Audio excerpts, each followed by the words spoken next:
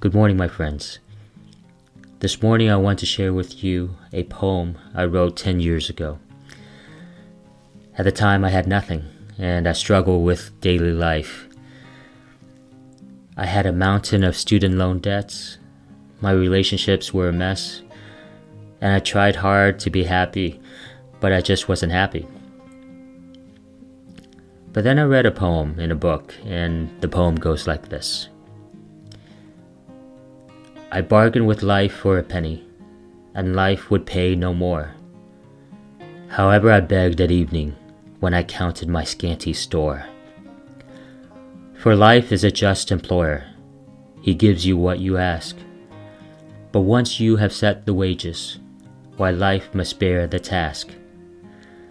I worked for a menial's hire, only to learn dismayed that any wage I asked of life, life would have willingly paid. This poem was written by Jessie Bell Rittenhouse, and I had read it in a book called Think and Grow Rich by Napoleon Hill. I loved it, and it just spoke so much to me about how we are actually in control of our lives, and how anything that we ask of life, life is going to give to us. The poem opened my eyes to what I thought about life, and how I really thought that life was difficult and hard. But it also made me realize that life was my servant and not my master. After I read the poem, I wanted to put a positive spin on the poem, so I wrote my own version of the poem, and I'd like to share it with you today. I bargained with life for $1 billion, and life would pay evermore. Therefore I thanked at evening when I counted my abundant store. For life is a generous servant. He gives you more than you ask. For once the commands are given, why life must bear the task.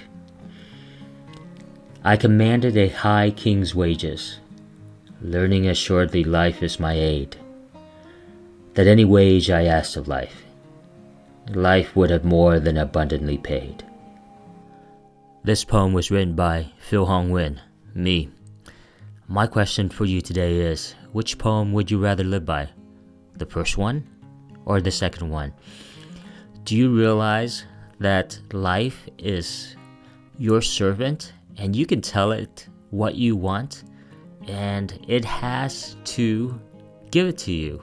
It's a spiritual law. It's a universal law. When you learn to tap into that power and that energy that you have, and you tell life what you want, it gives it to you.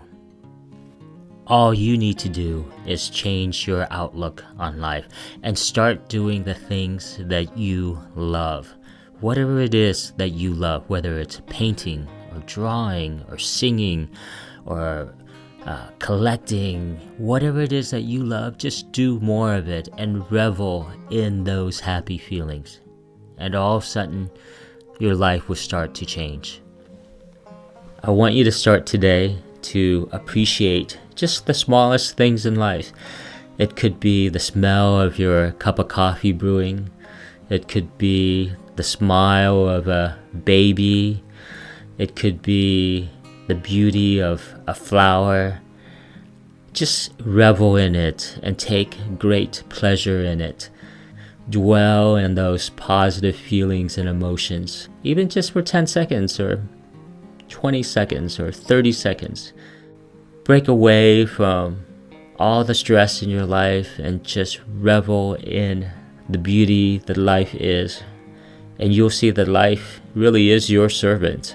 It's not your master. You are in control of your thoughts and you're in control of your emotions. Make it your servant.